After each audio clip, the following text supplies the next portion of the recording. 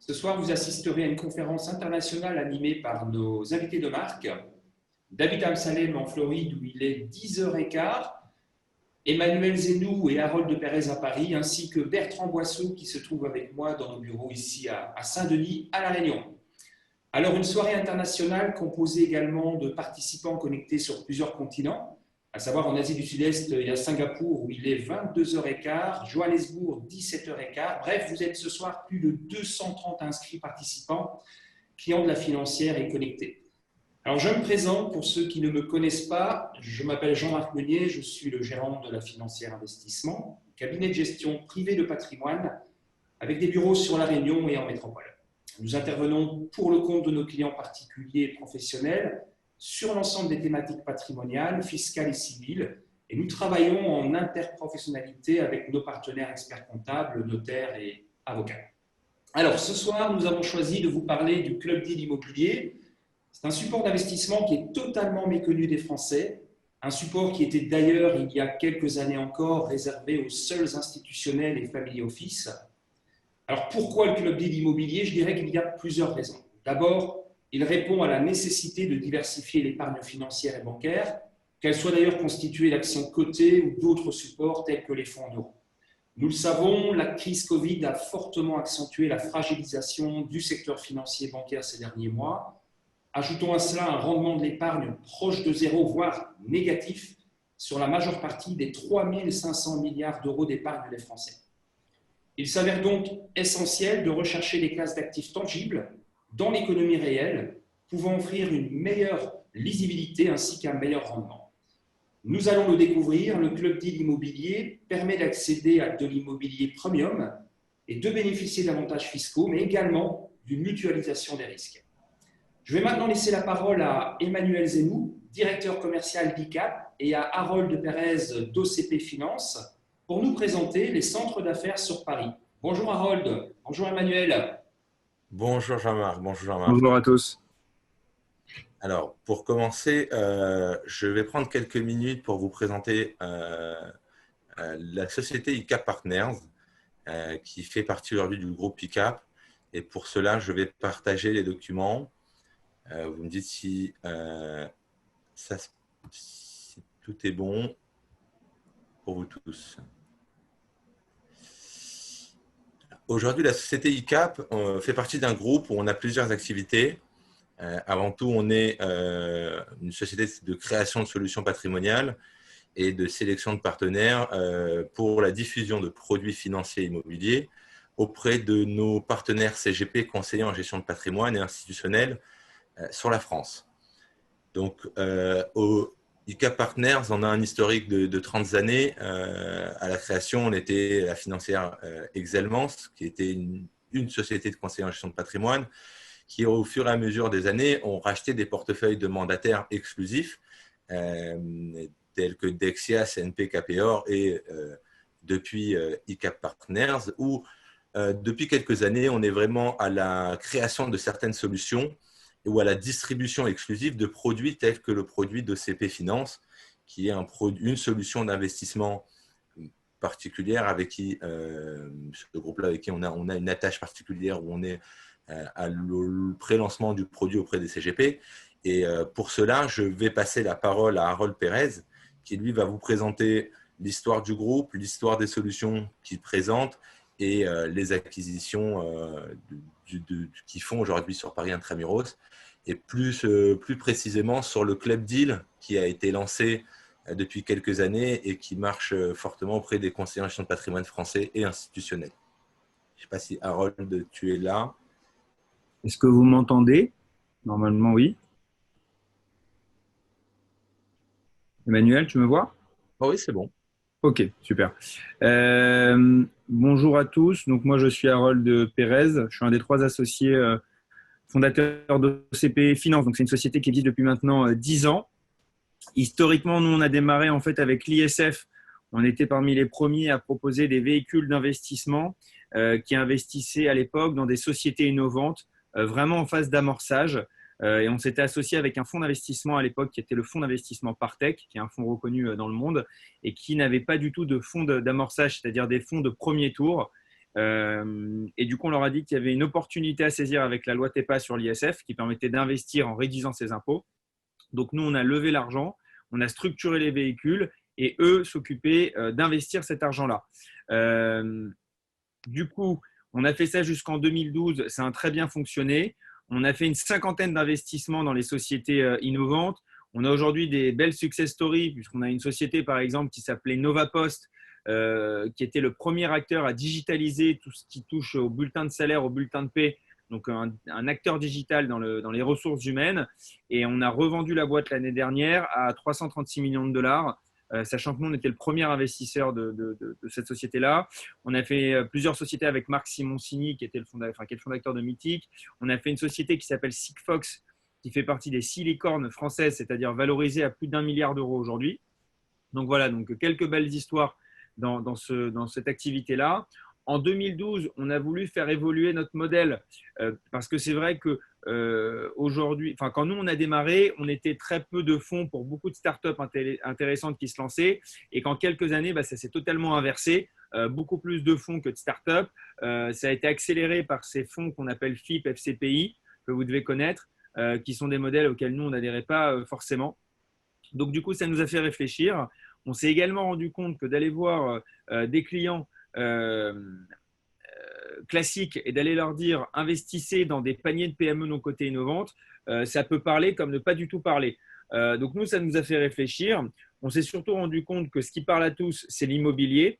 Le problème que nous avions à l'époque sur l'immobilier dans le cadre de défiscalisation, c'est que, comme vous le savez, on ne peut pas investir en direct dans l'immobilier pour avoir une réduction d'impôt. Ça fait partie des champs non éligibles, comme l'or, les chevaux, le vin. En fait, c'est dit trop sécuritaire. Et en fait, quand vous investissez dans le cadre d'une réduction d'impôt, on vous concède un avantage fiscal, mais il faut qu'en face, il y ait un supposé risque. Et c'est vrai que du coup, l'immobilier n'était pas éligible. Donc, du coup, tous nos concurrents sont restés sur ces schémas classiques de FIP, FCPI, donc d'investissement dans l'innovation. Et nous, en fait, on a un petit peu réfléchi et on a eu une idée assez simple. Ça a été donc de créer des SA, donc des sociétés anonymes, qui sont des sociétés d'exploitation commerciale, qui ont une activité commerciale de centre d'affaires, coworking, prestation de services. Donc ça, c'est une société dans laquelle le client peut investir, puisque c'est une société commerciale, et il a bien sa réduction d'impôt. Là où ça devient intéressant, petit 1, c'est que dans le cadre de cette réduction, cette société, dans le cadre de son exploitation, va acheter les murs. Mais là, les murs ne sont plus considérés comme du prédominant, mais comme du secondaire. Je donne un exemple plus simple à tout le monde. Si demain, j'investis dans une société comme Facebook et que Facebook a de l'argent et achète ses murs, on ne va pas dire que Facebook fait de l'immobilier. Facebook a une activité digitale, mais dans le cadre de son activité de manière secondaire, elle est propriétaire de ses bureaux. Donc là, c'est un peu le même mécanisme. Là où ça devient vraiment intéressant, c'est que nous avons obtenu, et que nous restons les seuls en France à avoir obtenu ce qu'on appelle un rescrit fiscal. Donc une validation de l'administration fiscale qui est opposable en cas de contrôle. On fait bien sûr également des opinions fiscales par société, mais on va dire que le Graal, c'est véritablement le rescrit. Donc du coup, on se retrouve en 2013 avec un produit qui est le premier produit qui permettait d'investir à Paris dans de l'immobilier et qui permettait d'avoir une réduction d'impôt et qui était bien encadré juridiquement. Donc du coup, ça a pris assez rapidement. Et pour vous la faire courte, 7 ans plus tard, puisque nous sommes en 2020, nous avons développé 32 immeubles dans Paris, ce qui fait de nous aujourd'hui le leader du centre d'affaires à Paris. Et en valeur, ça représente un peu plus de 520 millions d'euros d'actifs nets, hors crédit, puisque nous, on fait très, très peu de crédit, puisqu'on est assez prudent. Donc voilà un petit peu pour vous résumer où est-ce qu'on en est aujourd'hui et d'où nous venons. Pour faire également un point sur notre manière de fonctionner, aujourd'hui, au CP Finance, on collecte à peu près 70 millions d'euros chaque année. On limite à 70 millions depuis maintenant 2 ans. Pourquoi ? Puisque collecter de l'argent, c'est bien beau, il faut avoir cette capacité à le réinvestir. Nous, on est assez prudent et précautionneux dans notre approche. Donc, c'est vrai que nous, on limite vraiment nos collectes de fonds. Un autre point important, la majorité de nos concurrents vont collecter des sommes équivalentes, 70, 80, même 100 millions d'euros. Mais par contre, eux, ils vont collecter en moyenne avec 250 à 300 cabinets de gestion de patrimoine, comme le cabinet de la financière investissement. Nous, où on va un petit peu se distinguer, c'est que notre collecte de 70 millions, on l'a fait avec moins de 15 cabinets ou banques privées. Donc, ce n'est pas du tout la même approche. Les tickets, d'ailleurs, sont beaucoup plus élevés. Mais c'est vrai qu'aujourd'hui, notre force, ça a été d'avoir des partenaires reconnus et surtout qui nous reconnaissent et nous valident. C'est nous aujourd'hui qui structurons la quasi-totalité des produits immobiliers de la banque privée Natixis, de la banque privée Swiss Life, du conservateur, de la BRED et également de la banque Edmond Rothschild. Donc, c'est vrai qu'on a des partenaires qui, au-delà de dire qu'on travaille avec eux, nous valident, nous auditent chaque année. Et ça, ce n'est pas si facile. On est le seul produit à être distribué dans autant de banques françaises. Et ensuite, on a quelques cabinets par région et également à La Réunion. Du coup, ce qui nous permet de diversifier un petit peu. Donc, on est vraiment sur un produit assez fermé, avec des tickets qui sont assez élevés, mais avec un produit qui est bien travaillé et on va y venir. Donc, sur la partie maintenant produit, et après, je vous parlerai de notre activité en détail. Sur la partie produit, donc moi, je vous ai parlé de l'ISF et du fait qu'on faisait des produits à l'époque qui permettaient une réduction d'impôt. Seulement, en fait, en 2016, la loi TEPA sur l'ISF allait être abrogée, allait être supprimée.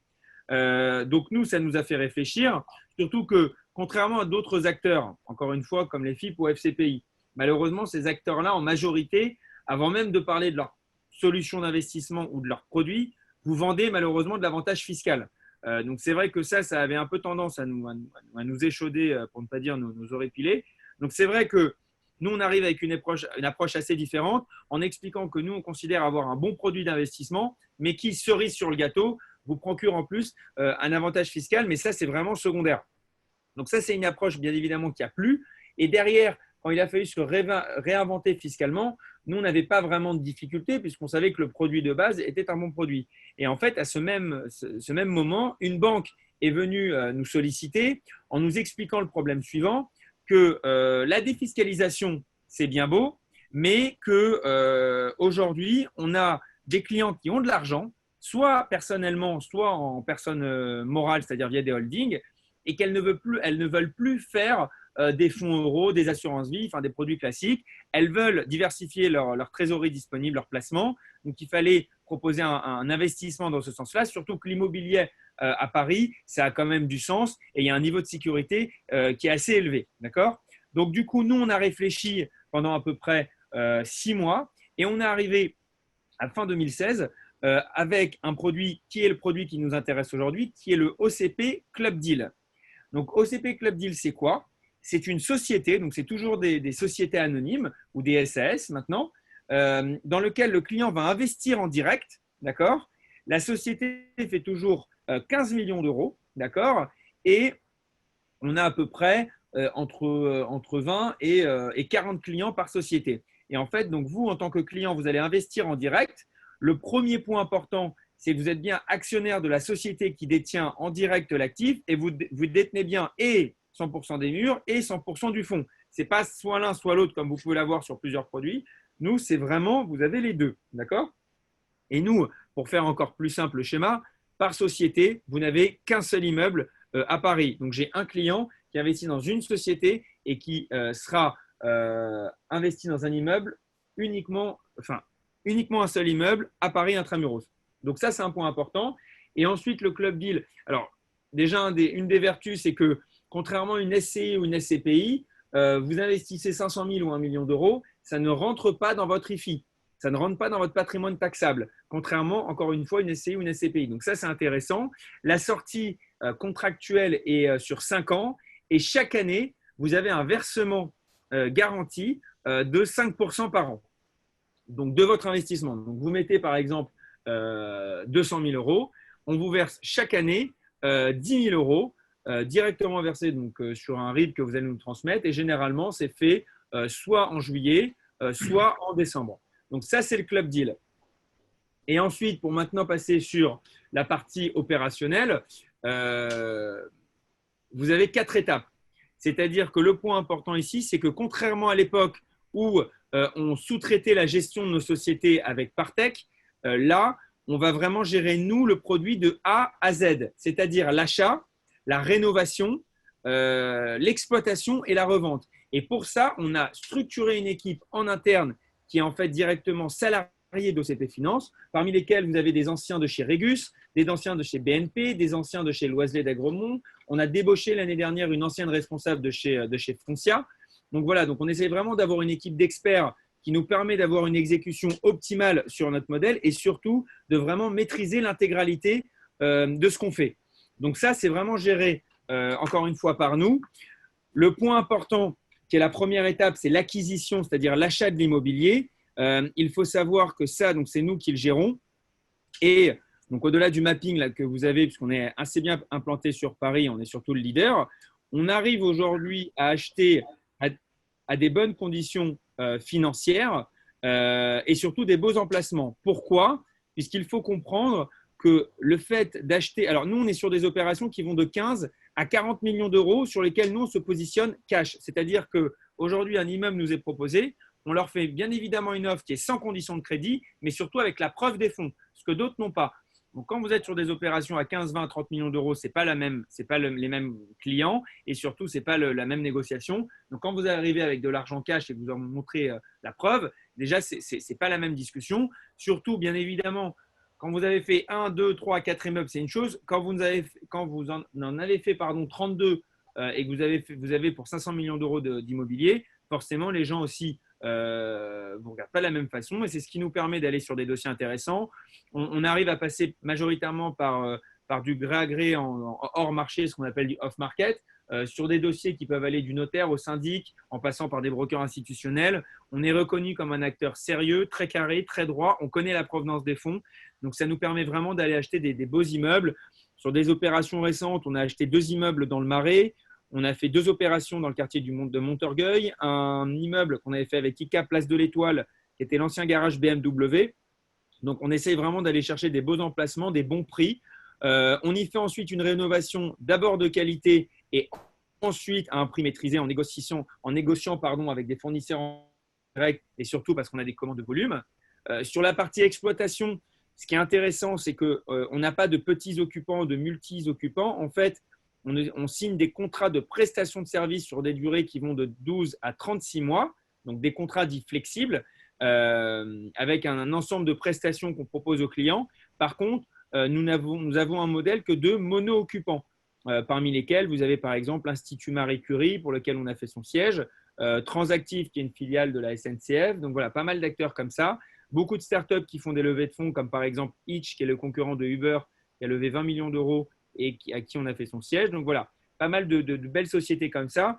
Mais ce qui nous permet au niveau financier de leur mettre des conditions assez drastiques, c'est-à-dire 6 mois de dépôt de garantie, 1 an de GAPD, c'est-à-dire garantie à première demande de la banque, ce qui nous permet quand même d'éviter les impayés ou les problématiques d'exploitation. D'ailleurs, nous, pendant le Covid, on a eu très peu de problèmes puisqu'on avait d'abord des occupants qu'on avait audités en amont et qui sont assez solides. Et à part, bien évidemment, fait que tout le monde a a priori fait parce qu'il fallait jouer le jeu, on a fait une réduction de 25% sur les 3 mois de confinement. Mais nous, on n'a pas eu de problématique principale en termes de paiement de loyer. Donc ça, c'est important. Et au-delà de ça, notre métier premier n'est pas un métier d'exploitation, puisque ça, c'est ce qui nous permet d'être éligible à des réductions d'impôts.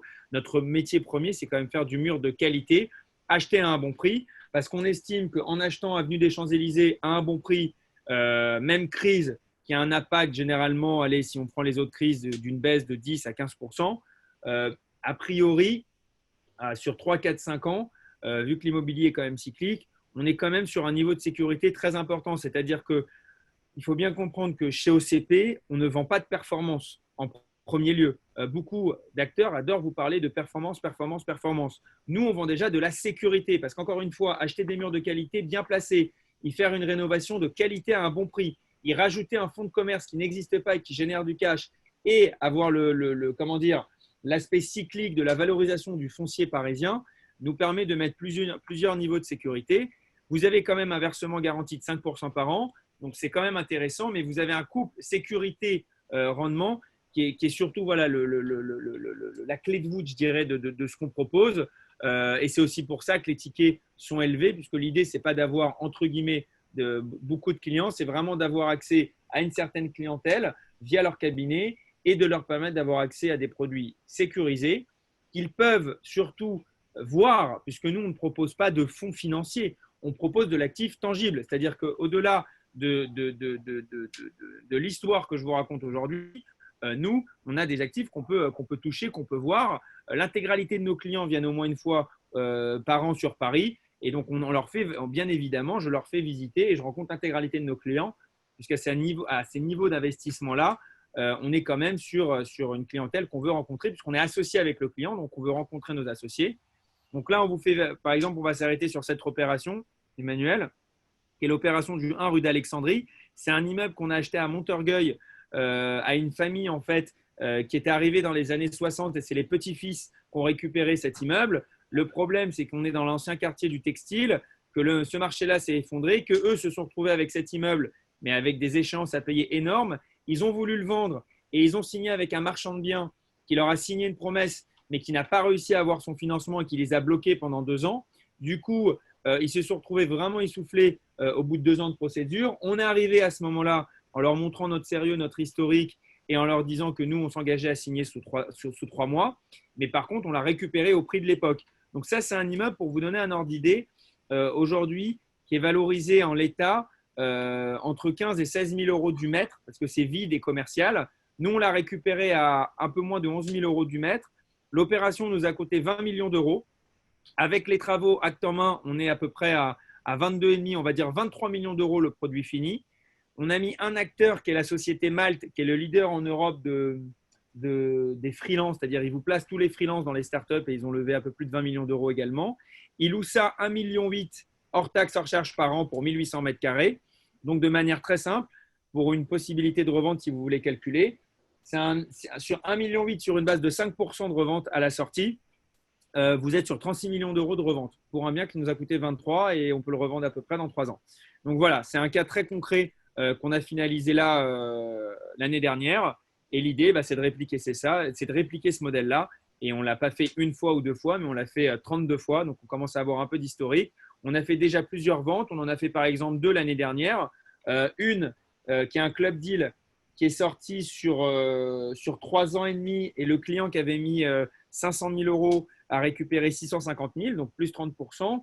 Une autre opération en ISF où le client qui avait investi, qui avait eu sa réduction d'impôt, avait fait sur 5 ans plus 35% en plus de l'avantage fiscal. Donc, c'est pour vous donner des exemples concrets.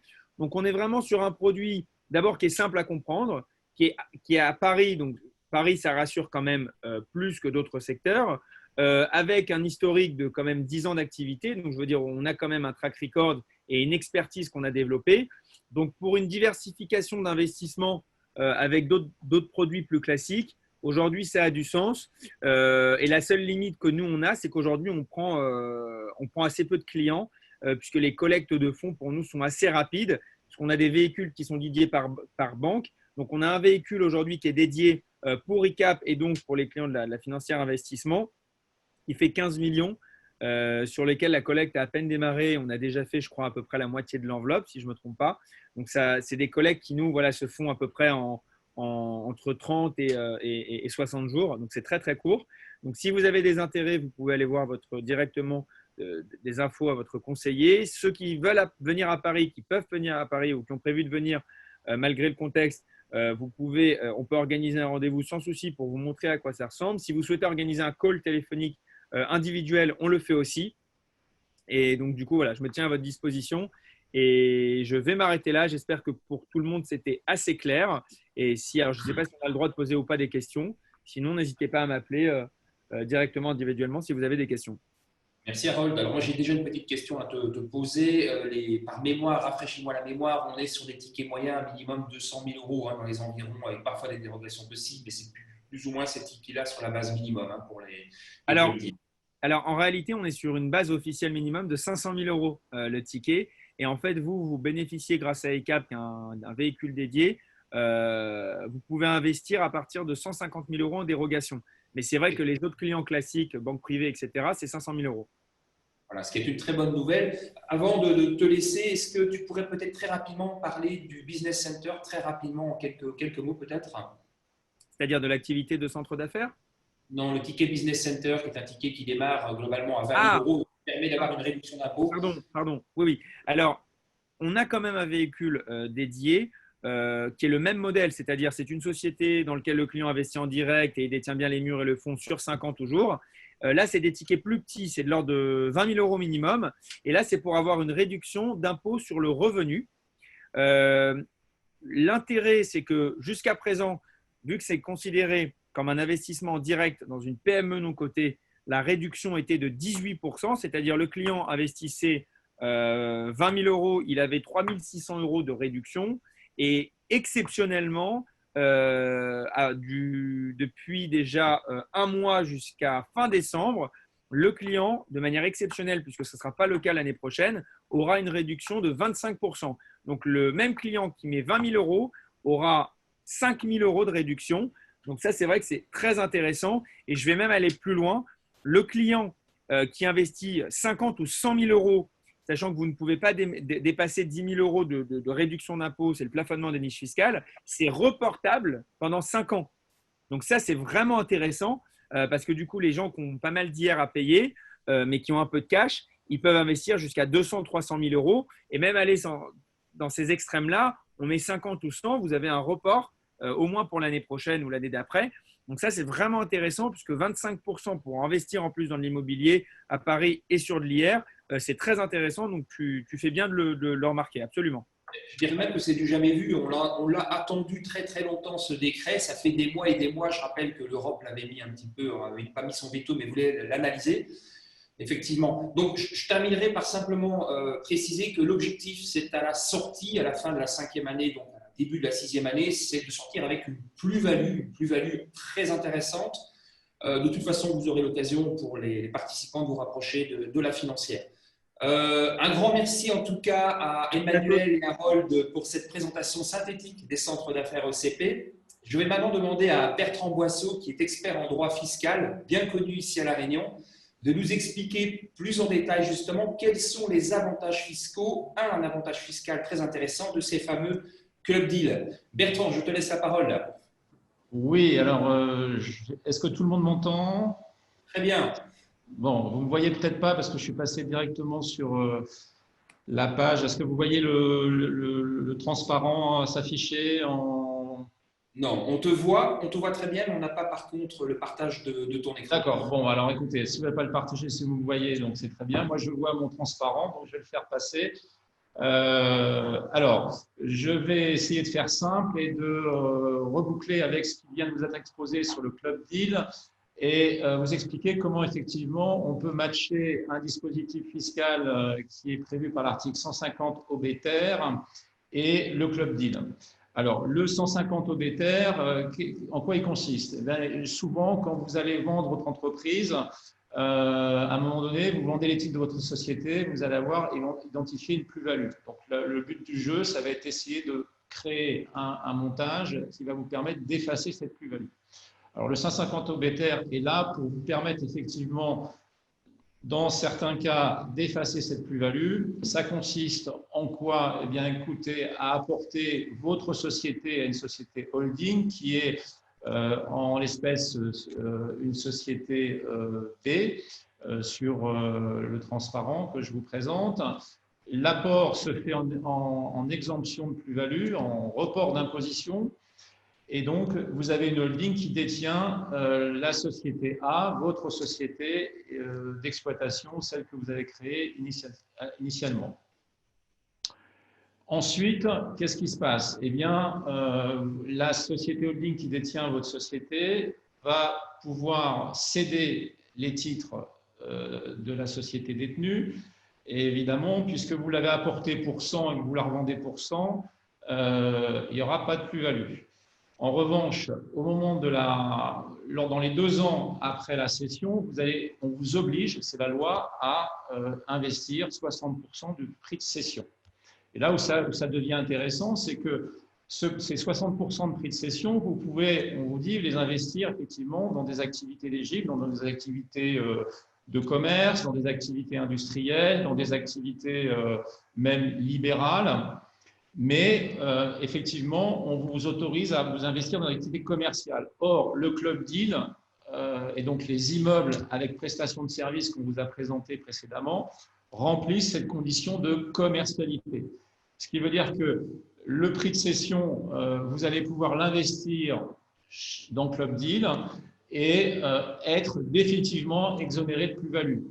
Et comme vous l'avez expliqué, au bout d'un certain temps, au bout de 5 ans, vous pourrez en retirer également une plus-value lorsque vous sortirez de Club Deal. Donc, on a effectivement, on vous a expliqué également que c'est un investissement sécurisé, hein, puisque c'est du mobilier parisien avec la prestation de services, des preneurs qui sont de qualité. Et donc là, vous avez vraiment effectivement la faculté de coupler effectivement ce dispositif 150 OBTR et un investissement sécure qui vous permet évidemment de fiabiliser votre investissement et de sortir correctement au bout d'un certain temps.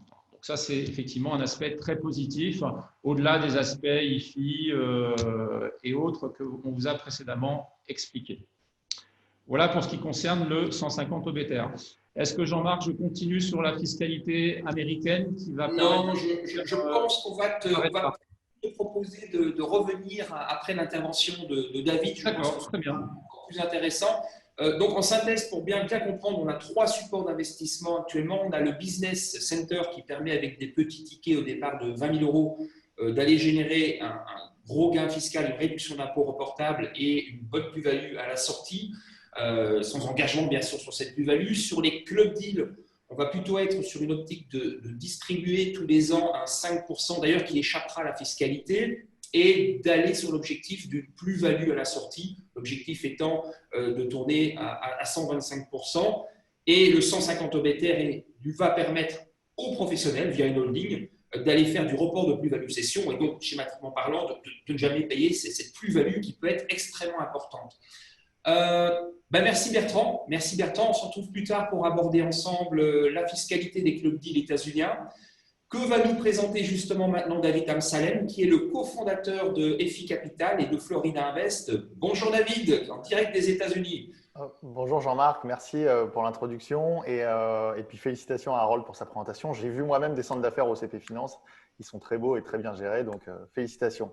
Effectivement, on va changer un peu d'horizon et on va aller voir du côté des États-Unis. Je suis obligé de faire un petit peu, de prendre un petit peu de recul avec tout le monde pour donner du contexte, expliquer un petit peu mieux le fonctionnement de l'immobilier américain et puis, bien entendu, nos activités en Floride. Alors, si vous le voulez bien, je vais partager mon écran. Je vous demande juste de confirmer que vous voyez bien de votre côté en plein écran. Voilà, est-ce que c'est bon? Oui, moi c'est parfait. Parfait. Alors, exactement, parfait. Bon, donc, comme je le disais, on va prendre un petit peu de recul. Je suis obligé de poser le contexte quand même parce que je pense que pas tout le monde ici n'est familier avec l'immobilier américain et l'État de Floride. Donc, d'abord, pour poser aussi un petit peu ces bases-là et rappeler quelques-uns de nos fondamentaux, il y a 4 termes qui sont ressortis de la crise et qui nous ont interpellés. C'est d'abord l'immobilier s'est positionné comme une véritable valeur refuge avec notamment l'immobilier résidentiel et, comme le disait Harold, l'immobilier autour de la flexibilité, puisque le télétravail est vraiment un mot aussi qui ressort beaucoup. La diversification, c'est sûr que quand dans des marchés tumultueux, la diversification patrimoniale revient au premier plan. On parle aussi beaucoup de décorrélation, c'est-à-dire se déconnecter des produits traditionnels. Je pense ce qui est très bien fait dans le cadre de Club Deal, et je suis content d'en parler ici aux côtés de gens qui comprennent l'enjeu. Et puis la gestion du risque, c'est vrai qu'on sortait quand même de quelques années d'insouciance. La crise des subprimes, ça remonte à un petit moment maintenant. Et c'est vrai que c'est un petit peu le retour de la prime de risque aussi, cette crise du Covid. Et donc la gestion du risque est au premier plan. Ça nous concerne moins, mais j'aurais effectivement pu rajouter la flexibilité pour ce qui est de l'immobilier de bureau en lien avec ce que disait Harold. Ensuite, il y a 2 chiffres qui nous ont frappés. C'est d'abord qu'il y a beaucoup de liquidités dans le marché. beaucoup de cash levé par les investisseurs institutionnels, les investisseurs professionnels. On parlait récemment dans un de nos articles, 142 milliards qui a été levé par les hedge funds, des fonds de private equity pour investir dans l'immobilier à l'automne. On a aussi un chiffre qui nous avait frappé, qui était sorti à la fin du confinement, c'est l'épargne forcée des Français. Donc ça, c'est à l'échelle des investisseurs privés, 75 milliards d'euros d'épargne forcée pendant le confinement. Donc c'est de l'argent, du cash qui est soumis à des risques divers et variés, comme potentiellement des risques d'inflation. Et on voit de plus en plus autour de nous, et je pense, Jean-Marc, tu confirmeras, une sorte de besoin urgent de placer ces liquidités et de ne pas forcément les laisser dormir. Donc, qui sommes-nous? Brièvement, on est donc asset manager immobilier basé en Floride et en France, mais avec un immobilier qui est exclusivement sur la Floride du Sud-Est. Donc avec une expérience exhaustive du marché US. On compte aujourd'hui plus de 150 millions de dollars en transactions immobilières répartis à peu près sur 1000 lots. Plus de 30 ans d'expérience combinée et heureusement ou malheureusement, on pourra dire après 2020 qu'on aura passé deux crises, celle des subprimes qui était assez différente pour nous, mais avec un euro très fort qui nous a soutenus parce qu'on était acheteur dans un marché plutôt bas. Et aujourd'hui, cette crise-là qu'on supporte très bien parce qu'on a aussi une très bonne sélection du foncier et de nos locataires qui sont très peu touchés par l'augmentation du chômage aux États-Unis. On a aujourd'hui, donc, comme je le disais, une quinzaine de collaborateurs répartis dans deux pays, à Paris et en Floride, avec donc cette possibilité de faire le pont entre les investisseurs, les partenaires. On a vraiment divisé les opérations et les bureaux opérationnels d'un côté et le bureau d'accompagnement, de relations investisseurs et partenaires de l'autre. On compte aujourd'hui plus de 500 investisseurs privés, 15 ans d'activité et environ 35% de croissance de notre parc sous gestion ces dernières années. On a une culture de la transparence, je le précise brièvement, mais c'est vrai qu'on aime beaucoup documenter nos opérations, nos travaux, nos acquisitions. On a lancé une chaîne YouTube en 2016 qui compte aujourd'hui plus de 200 vidéos sur le terrain principalement. On a lancé un podcast pour aller vraiment dans le fond avec des invités experts ou alors simplement entre nous pour ouvrir aux coulisses de notre entreprise. Et on a une newsletter qui est vraiment devenue la référence sur l'immobilier américain, puisqu'on fait pas mal de rapports de marché, d'analyses, d'articles, en plus de nos vidéos. Et donc, je vous invite à regarder tout ça, bien entendu, et vous verrez vraiment de l'intérieur tout ce qui se passe dans nos activités. Je pose brièvement le contexte américain. D'abord, je précise, les États-Unis, c'est un État fédéral où c'est chaque gouverneur de chaque État qui gère finalement pas mal de lois et de régulations. Donc, pour ce qui est sanitaire, je mets ça de côté, en tout cas parce que ce n'est pas le gouvernement fédéral qui le gère. On a vu en tout cas un gouvernement qui a tiré les leçons de 2008, qui avait mis du temps à agir, plutôt près d'un an, et qui aujourd'hui a agi vraiment de manière très réactive sur les plans de soutien et les plans d'aide, avec des aides à la population qui ont été très efficaces. On parle de plusieurs milliers de milliards de dollars d'aide mise en place par la Fed. Donc ça, c'est aussi un des bons points, c'est les leçons qui ont été tirées par les États-Unis et la mise en place de ces aides assez rapide. Enfin, on ne le dira jamais assez, les grands gagnants de cette crise qui a entraîné une digitalisation énorme de tous nos comportements, c'est bien entendu les GAFAM, avec des valorisations qui ont explosé, des valorisations comme celle de Microsoft qui sont quasiment à la hauteur de celle du CAC 40, comme celle d'Apple qui a dépassé le CAC 40 et même comme celle de Tesla qui a été multipliée par 5 ou 6 depuis le début de l'année. Donc, on a vraiment un vivier technologique qui sort gagnant de cette crise, entre autres.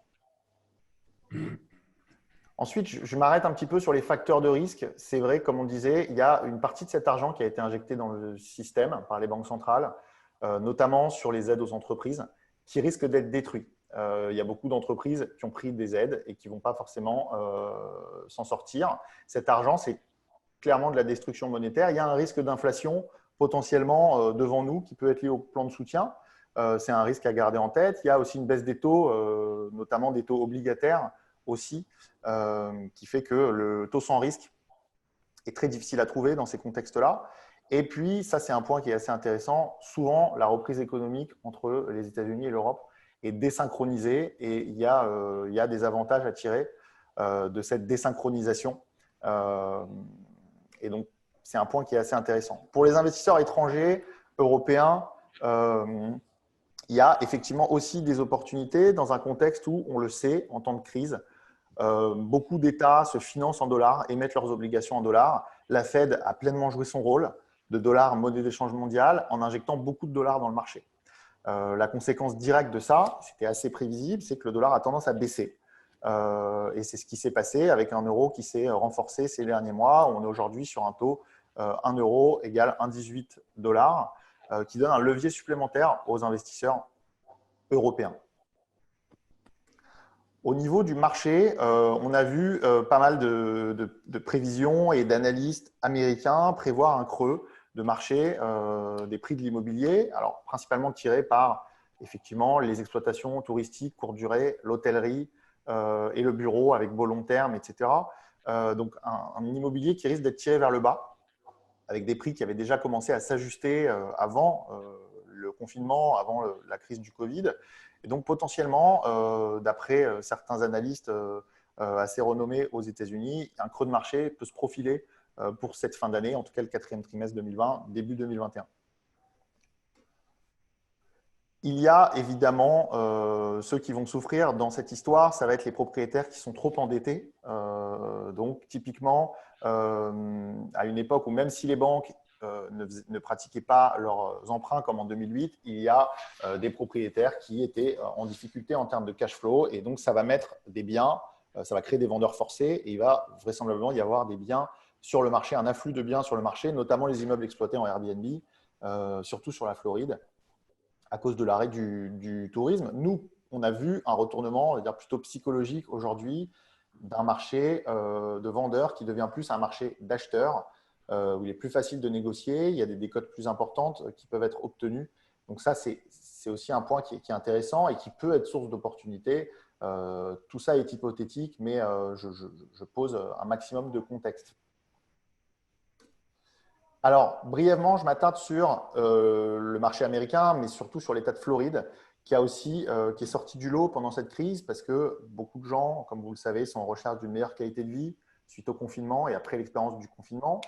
Il y a aussi des lois assez restrictives en termes d'immobilier, que ce soit dans l'État de New York, dans l'État de Californie, qui ont finalement poussé les investisseurs professionnels et privés à s'intéresser de plus en plus à la Floride pour ces lois pro-propriétaires. Avec des facilités avec très peu d'impayés, des lois qui favorisent les propriétaires et une fiscalité très souple. D'abord, la Floride, c'est le 3e État le plus peuplé des États-Unis, avec une croissance démographique très soutenue qui a été renforcée par la situation actuelle. Sa situation géographique fait que c'est une plaque tournante entre les Amériques. Et puis, comme je le disais, fiscalement, c'est un État donc, qui n'impose pas les personnes physiques. Aux États-Unis, il y a 2 couches d'imposition, l'imposition fédérale, à l'échelle du pays tout entier, et chaque État ensuite ajoute une couche d'imposition. La Floride n'impose pas les personnes physiques. Ça fait partie des rares États dans cette situation, contrairement à, comme je disais, New York et la Californie. Pendant le confinement, la Floride est passée premier État en nombre d'emménagements devant le Texas, qui était premier depuis 4 ans. Ensuite, l'immobilier, brièvement, le fonctionnement est plus ou moins le même qu'en France, avec certaines spécificités. Il n'y a pas de notaire à proprement parler. Les frais d'acquisition, c'est en fait des frais d'avocat et ils sont en général assez faibles, moins de 2% des montants d'acquisition. Donc, vous imaginez bien, quand on est opérateur d'un club deal ou d'une foncière, ça se répercute sur les performances, bien entendu. En termes de stabilité des locataires, le risque d'impayé est très faible, tout simplement grâce à la législation qui favorise les propriétaires en cas d'impayé et qui n'applique aucun plafonnement de loyer, ce qu'on appelle des loyers free market aux États-Unis, ce qui est de plus en plus rare dans des villes comme New York qui sont complètement désertées des investisseurs immobiliers sur le résidentiel. L'intérêt des États-Unis, que moi je trouve vraiment exceptionnel, c'est la transparence du marché. C'est-à-dire qu'on peut taper les adresses d'un bien sur Internet et trouver l'historique des prix passés, des taxes foncières, etc., etc. Donc cette transparence, elle est vraiment très intéressante. Et puis la rapidité aussi des transactions. Une acquisition se boucle en général en 30-45 jours. Ça se fait assez vite et ça crée une certaine liquidité aussi dans le marché. Les rentabilités locatives, on est sur des rentabilités brutes entre 8 et 12% sur nos régions de Floride du Sud-Est, ce qui aussi est un point fort. Les ratios de rentabilité sont élevés. Je vais y revenir juste après. Le segment de marché qui nous intéresse est celui vraiment où on a fait nos gammes depuis plusieurs années. C'est ce qu'on appellerait le segment du logement intermédiaire en français, le middle market. C'est celui qui consiste à éviter en fait, les zones fragiles financièrement, les villes avec de la criminalité et des taux de pauvreté trop élevés, mais aussi à éviter les zones premium trop luxueuses qui ne sont pas forcément adaptées à la majorité de la population pour justement se concentrer sur ce middle market qui répond à une vraie demande de population, qui cherche des loyers en adéquation avec ses revenus et qui connaît beaucoup d'avantages, notamment des taux de remplissage extrêmement élevés. On est aujourd'hui principalement concentré autour et sur des bassins d'emploi solides. On évite les zones touristiques, ce qui nous a beaucoup servi pendant les différents confinements et le Covid. Toujours dans des villes au bon timing de leur cycle, avec des croissances démographiques très soutenues. En général, le prix par lot de nos immeubles résidentiels tourne autour de 150 000 $ et des loyers abordables. Donc, comme je disais, vous verrez, les ratios sont assez élevés, entre 1 000 et 1 350 $ pour des appartements de 1 ou 2 chambres. On est sur donc, des locataires stables qui se construisent, souvent en famille, qui bénéficient des opportunités d'emploi de la Floride, qui attire beaucoup d'entreprises par sa fiscalité. Et donc, on a effectivement une certaine stabilité aussi de notre parc en se positionnant de cette manière-là sur notre marché. Dernier point sur donc la nécessité pour la population d'avoir des loyers abordables, donc en adéquation avec leurs revenus, c'est qu'aujourd'hui, il y a un vrai besoin, comme dans beaucoup de villes françaises d'ailleurs, il y a un vrai besoin Les revenus ont plutôt stagné en fin de compte ces dernières années, alors que les coûts de construction ont beaucoup augmenté. Donc, il y a un vrai besoin de loyers abordables. Aujourd'hui, 6 employés sur 10 en Floride dépensent plus de 30% de leurs revenus en loyer. C'est beaucoup de constructions de luxe très peu adaptées et qui coûtent donc cher. Ça renforce encore plus la demande, comme je disais, sur l'immobilier ancien et l'immobilier abordable. Voilà, pour le contexte posé, maintenant je vais vous expliquer un petit peu mieux comment on travaille. On travaille principalement sur la classe d'actifs qu'on appelle le multifamily, qui sont des immeubles en bloc d'habitation, communément appelés immeubles de rapport en France, qui permettent de loger plusieurs familles. Ces immeubles ont plusieurs avantages. D'abord, comme je le disais, ils répondent à un besoin précis de logement fonctionnel, propre et abordable. Ça attire des locataires stables et durables. Ça se répercute bien entendu sur la stabilité de nos rendements. Les ratios de rentabilité sont très bons puisqu'on est sur un lot moyen à 150 000 $ et des loyers moyens entre 1 200 et 1 300 $. Donc, on a des bons ratios de rentabilité. Aussi, les taux d'occupation, comme je disais, record. On est même sur des zones en Floride où des villes entières sont occupées à 98-99%, ce qui veut dire que, hormis quelques biens en travaux, on a un parc immobilier qui est entièrement occupé. Le multifamily, encore plus. Des loyers qui sont en augmentation constante, ce qui en fait un formidable véhicule aussi pour contrer l'inflation. Des coûts et des revenus maîtrisés, c'est l'avantage des immeubles de rapport qui ne dépendent pas de copropriété ou de syndic. On maîtrise les coûts, on maîtrise les augmentations de loyer et on maîtrise bien entendu les dépenses. Ensuite, je vais y venir, c'est des immeubles sur lesquels on peut créer des appréciations assez tangibles puisqu'ils sont valorisés comme de l'immobilier commercial. J'y viens juste après. Et donc, les valeurs d'immeubles se valorisent en multiples de revenus nets. Et donc, en revalorisant les loyers et les dépenses, on arrive vraiment à créer une appréciation vraiment tangible. Le multifamily, c'est la classe d'actifs qui est en tête de liste de tous les investisseurs professionnels américains. Dans le résidentiel, mis à part en 2008, quand le prix des maisons individuelles avait plongé, c'est principalement des immeubles multifamily qui font l'objet de convoitises des investisseurs professionnels. Comme je le disais, volume, économie d'échelle, un risque réduit puisqu'on lisse, comme le disait Jean-Marc au tout début de cette conférence, le risque est lissé sur plusieurs locataires, il y a une maîtrise des coûts. C'est des actifs qui sont recherchés à la fois par les investisseurs privés que par les investisseurs professionnels, donc une certaine liquidité de marché, encore plus dans un contexte juridique où les transactions se font assez rapidement et qui répond donc à un besoin de logement, comme je l'ai dit. c'est considéré par beaucoup d'investisseurs professionnels comme le seul actif qui est imperméable aux crises. C'est ce qui est sorti récemment dans un article. Après le confinement, on a vu que le parc multifamily est extrêmement résilient.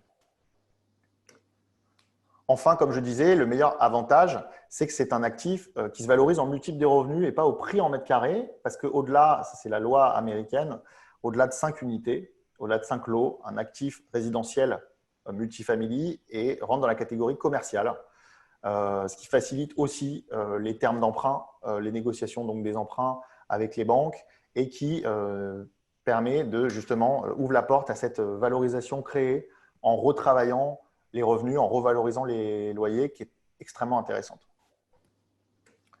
Donc, un historique de quelques-uns de nos actifs récents, des immeubles multifamily.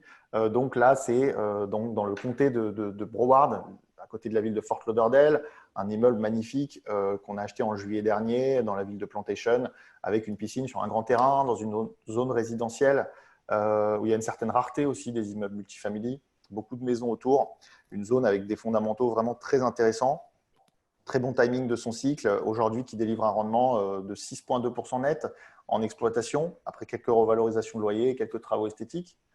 Un immeuble acheté en plein confinement, donc c'était assez délicat pour inspecter les appartements un par un, alors que tout le monde était confiné et qu'il y avait des risques de contamination. Mais c'est un immeuble qu'on a réussi donc, à signer, qui a été acheté au comptant et qui donne aussi un excellent rendement, alors qu'il a ça fait seulement depuis quelques mois qu'il est dans notre portefeuille, qu'on a pu négocier de 18%, sûrement levier psychologique plus que macroéconomique, mais en tout cas, ça mérite d'être souligné.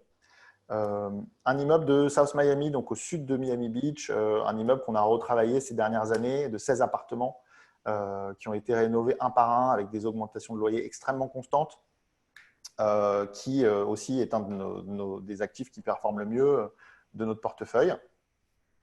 Je reviens sur nos performances en termes de collecte de loyer, parce qu'on a vu des moyennes nationales baisser pendant ces derniers mois, une moyenne nationale qui tournait autour de 80% sur la collecte des loyers à l'échelle nationale pendant les mois qui ont suivi le confinement, pendant le deuxième trimestre, pardon. Et nous, on a des chiffres qui se rapprochent de 100%. Donc d'abord, grâce à une excellente sélection du foncier et grâce à un travail sur le terrain hors norme, puisque tous les lots qui sont dans notre portefeuille sont gérés en interne par notre filiale de gestion locative. On ne sous-traite pas du tout cette partie et ça a été un de nos points forts dans la relation avec les locataires afin de comprendre leur situation individuellement et de leur proposer des solutions quand il fallait étaler, par exemple, les paiements de loyer, etc. Donc, on est quasiment à 100% de collecte quand la moyenne nationale tournait autour de 80%. Donc, pour axer la fin de cette présentation sur le club deal qu'on appelle chez nous foncière, c'est en fait aujourd'hui dire ces actifs multifamily, c'est des actifs qui sont difficiles d'accès, d'abord pour les investisseurs privés, mais qui sont aussi difficiles d'accès pour les investisseurs non américains. Donc, l'idée, c'était de mettre notre savoir-faire, notre expertise au profit de tous ces investisseurs non américains, principalement francophones, pour prendre place sur ce marché d'initiés qu'on maîtrise aujourd'hui bien et en fait rendre cette classe d'actifs institutionnels accessible avec tous ses avantages, accessible aux investisseurs privés non américains en enlevant finalement toutes les barrières à l'entrée. Donc, ces véhicules fonciers, on les a créés pour qu'elles soient vraiment extrêmement simples, passives, clés en main et vraiment sans aucune friction pour répondre principalement à un besoin de diversification, de décorrélation, de sécurité qui nous est cher. Le cycle est assez finalement direct, c'est de l'acquisition, de l'exploitation, de la valorisation sous forme de travaux esthétiques, sous forme d'augmentation de loyer, de restructuration, etc. et revente ou parfois refinancement en fin de foncière. Ces foncières, elles sont vraiment axées sur ce qu'on appelle le middle market, donc pour tous les avantages que je vous ai décrits, répondent notamment à ce besoin conjoncturel très important et à cette stabilité des revenus. Aujourd'hui, ces foncières, elles sont structurées vraiment pour que le profit soit non plafonné pour les investisseurs et avec le minimum de frais d'entrée et de frais de sortie, voire d'ailleurs aucun, avec un partage de profit assez transparent, 70% pour les investisseurs, 30% pour nous, opérateurs Florida Invest, sur des durées qui oscillent entre 5 et 7 ans. Là, sur la foncière actuelle, on est à 7 ans, avec des objectifs non garantis, mais sur lesquels on a vraiment de l'historique en termes d'exploitation, de 6% de rendement durant l'exploitation et d'une plus-value assez tangible, puisque en plus, nos biens sont estimés par des sociétés indépendantes chaque année au moment des déclarations d'impôts. C'est quelque chose qui nous est cher, avec des objectifs de plus-value entre 30 et 50% sur 7 ans. On est, pour répondre à la question avant que Jean-Marc avait posé à Harold, on est sur un ticket minimum de 100 000 $, qui, donc avec un euro relativement fort, qui est un ticket qui correspond à peu près à 87 ou 88 000 € sur cette foncière-là. Et pour faciliter finalement le process, ce qui est important, c'est que tous nos investisseurs, il y en a qui viennent sur place, mais il y en a beaucoup qui ne viennent pas ou qui viennent a posteriori, d'assurer un suivi permanent avec des rapports de marché, des analyses extrêmement réguliers, donc des audits, comme je disais, de la valeur des actifs de chaque foncière, d'abord à l'acquisition pour montrer à nos investisseurs qu'on achète à des bonnes valeurs de marché, puis ensuite chaque année pour tout simplement refléter l'évolution de la valeur du portefeuille et du parc. Et comme je disais, on a une disponibilité donc sur les 2 continents, que ce soit d'un côté aux États-Unis, de l'autre côté en Europe. Encore une fois, dans un souci de clarification, tous les contrats sont américains, mais sont accompagnés de traductions françaises assermentées. Et nos comptables américains en interne s'occupent des déclarations d'impôts et font le pont, si besoin, pour les déclarations en France. On a aussi un back-office qui assiste tous les investisseurs à chaque étape, que ce soit pour le change, le transfert international, la mise en place, etc., etc. Pour finir sur la fiscalité, puis je vais laisser la parole à Bertrand Boisseau qui va je pense, enrichir ce que je dis. Sur l'aspect Floride, en tout cas, on est sur, comme je le disais, pas d'imposition de l'État de Floride, une imposition fédérale qui consiste en des tranches progressives assez basses, comme vous pouvez le voir, sachant qu'il y a beaucoup de déductions fiscales, d'économies, de choses qui viennent en charge, en déduction, lors de l'acquisition, lors des travaux, lors de l'exploitation, dont je ne parle pas, mais sur lesquels je pourrais revenir individuellement, qui réduisent vraiment fortement les montants taxables. Mais sinon, ça marche, en tout cas l'imposition fédérale, sous forme de tranches progressives. Et puis, sur donc, ce qu'on appelle le capital gain, la plus-value, c'est au-delà d'un an de détention, c'est donc fixe. Et comme vous pouvez le voir, c'est 0 sous 40 000 $, 15%, 0% sous 40 000 $, 15% entre 40 000 et 441 000. Donc, on est sur une fiscalité qui est relativement souple sur la partie américaine. Et comme Bertrand Boisseau va mieux le dire que moi, une convention fiscale qui se veut neutraliser la double imposition. Merci David, impeccable. J'ai une petite question, enfin j'avais trois questions qui m'ont été posées ici par des personnes un petit peu curieuses. Est-ce qu'aujourd'hui, dans les investisseurs sur la foncière, on va plutôt trouver des institutionnels ou en tout cas des entreprises, à l'IS par exemple, ici en France, ou des particuliers globalement? Alors, on a d'abord, c'est que des investisseurs privés et effectivement personnes morales pour certains qui font de la gestion de trésorerie. On a une proportion, je dirais, de 2/3 de capitaux privés, donc d'investisseurs qui font ça en tant que personnes physiques, et effectivement un tiers environ qui est de la trésorerie d'entreprise, donc investissement via personne morale, et on s'occupe de structurer le modèle adéquat pour faire le pont américain. Effectivement, ça peut représenter une très belle solution pour les problématiques de gestion de trésorerie des entreprises, avec aujourd'hui des rendements négatifs, un risque bancaire assez important. Autre question également qui m'a été posée, c'est vrai que pour un Français, globalement, ça paraît toujours lointain, compliqué. Est-ce qu'il faut ouvrir un compte aux États-Unis? Comment ça se passe de manière pratique? Est-ce que c'est compliqué? Alors, en fait, le prérequis, effectivement, c'est d'avoir un compte aux États-Unis. Nous, on a structuré donc depuis longtemps notre société pour qu'elle intègre en son sein une sorte de petit cabinet d'affaires qui s'occupe de mettre en place les structures d'investissement pour les investisseurs. Et on fait également de l'ouverture de compte à distance.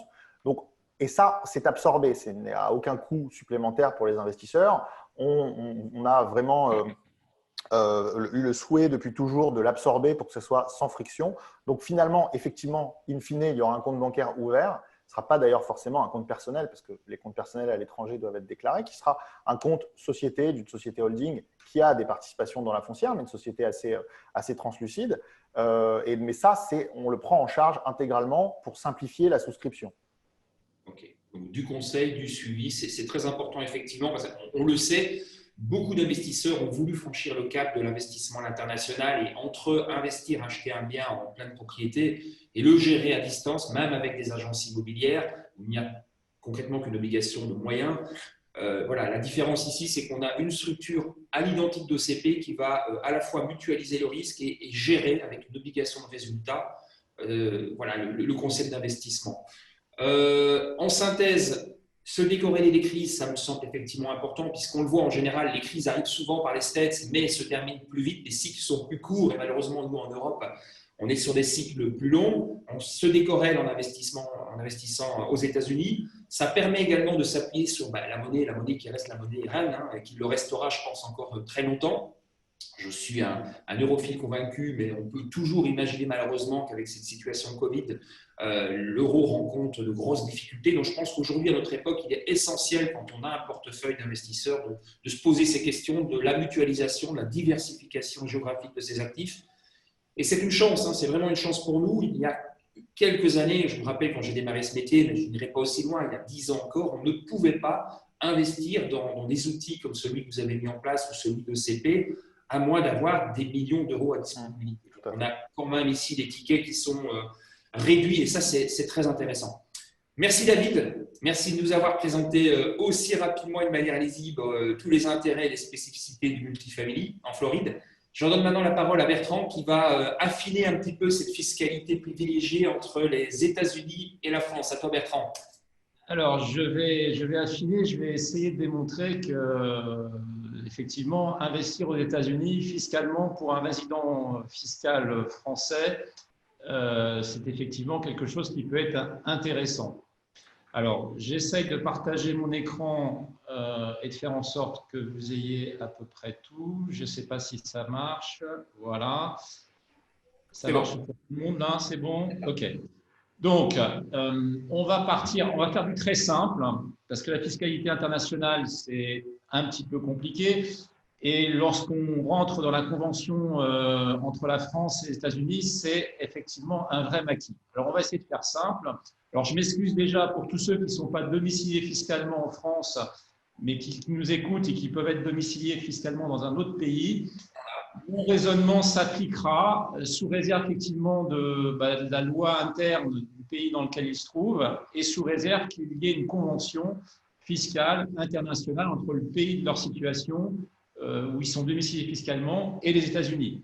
Le propre de la France, c'est d'avoir signé à peu près plus d'une centaine de conventions fiscales avec l'ensemble des pays du monde et notamment d'avoir signé une convention avec les États-Unis. Alors, quel est l'intérêt d'une convention fiscale? Eh bien, s'il n'y a pas de convention, compte tenu que la France a pour système fiscal d'imposer les revenus de source française et les revenus de source mondiale, à partir du moment où vous êtes domicilié fiscalement en France, c'est ce qu'on appelle l'obligation fiscale limitée, eh bien, à défaut de convention, vous allez payer de l'impôt dans le pays de situation où là se trouve votre bien immobilier, et puis vous allez payer de l'impôt en France, puisque ce bien immobilier va effectivement vous apporter des revenus, et en l'espèce des loyers qui vous sont versés. Donc, vous vous retrouvez à devoir payer 2 fois pour le même revenu de l'impôt, et donc d'avoir une double imposition.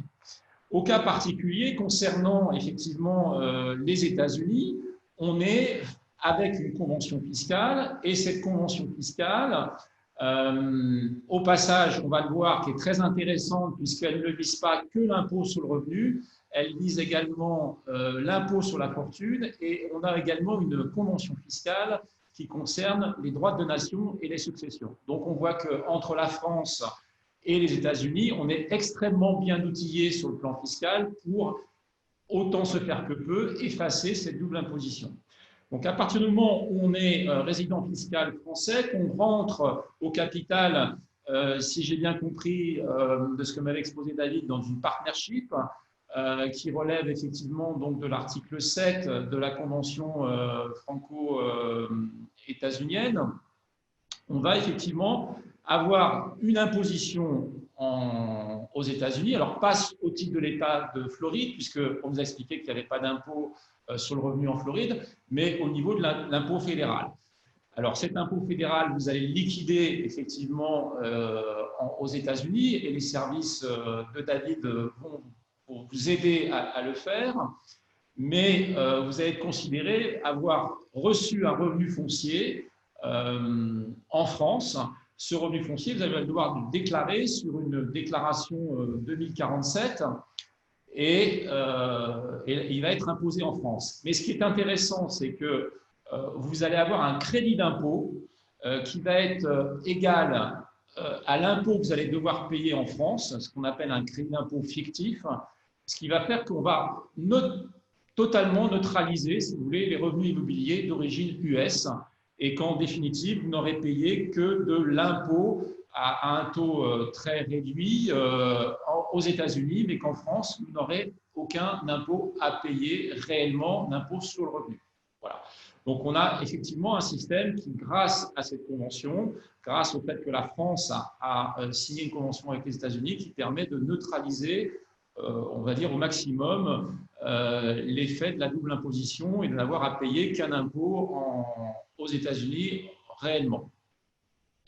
Il faut aussi savoir, et ça c'est un autre intérêt, c'est que, comme je vous l'expliquais précédemment, la France a signé également une convention fiscale qui porte sur l'impôt sur la fortune, ce qui fait que, en matière d'impôt sur la fortune, l'article 23 de la convention, qui renvoie à l'article 6, eh bien, les biens immobiliers situés aux États-Unis seront imposés aux États-Unis, donc qui sortent réellement de votre base IFI franco-française.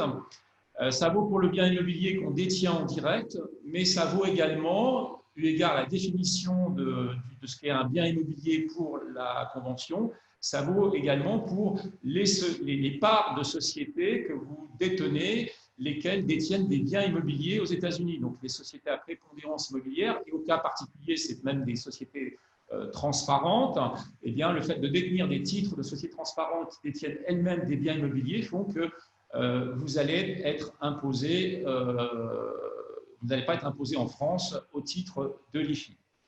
Et puis, les plus-values, le traitement des plus-values sera traité également sous un système de crédit d'impôt, donc un système d'imputation, ce qui ferait que vous paierez votre plus-value aux États-Unis, mais vous n'aurez pas à la payer une deuxième fois en France. Donc, on voit tout l'intérêt du système. Et puis, les accidents de la vie arrivent. Si entre-temps, alors que vous êtes toujours détenteur de titres de partnership US, eh bien, vous venez à décéder, ce qui arrive, eh bien, vos enfants, a priori, ne pourront évacuer de la succession, peut-être la déclarer en France, mais en tout cas, l'évacuer du système d'imposition français, c'est ces biens immobiliers situés dans l'État de Floride, puisqu'on a l'article 5 de la Convention qui nous permet effectivement d'évacuer cette imposition. Donc, on voit que sur tout le cycle fiscal, c'est-à-dire aussi bien imposition du flux loyer que l'impôt sur la fortune, voire en termes de succession, on a une neutralisation du fait de cette convention fiscale existant entre la France et les États-Unis, ce qui permet effectivement d'éviter les frottements fiscaux et de rendre cet investissement situé en Floride intéressant et même très intéressant sur le plan fiscal. Eh ben, dis donc, Bertrand, c'est un petit peu le paradis fiscal aux États-Unis, finalement. Il fait beau en Floride, hein, il fait beau. Hein, donc, c'est quand on réfléchit, David, la problématique de l'immobilier locatif classique en France, on le sait, c'est sa fiscalité. On va dire qu'elle est confiscatoire. Aujourd'hui, les gens avec des tranches marginales à plus de 40% et des prélèvements sociaux à plus de 17% sont littéralement, c'est le tonneau des Danaïdes, purgés de leurs revenus. Et ça, c'est un réel problème. Donc, outre le fait de diversifier sur des classes d'actifs différentes et géographiquement, on a ici un très bon moyen d'optimiser légalement et éthiquement parlant, je dirais, parce que c'est très important l'éthique. On est ici dans un mode de gestion piloté par une entreprise familiale, il faut le dire, avec une vraie éthique. En tout cas, moi, je pense que c'est très important et à la Financière Investissement, dans la sélection des actifs que nous proposons, il y a toujours cette éthique et cette obligation de lisibilité sur ce qui est proposé à nos clients. Très important.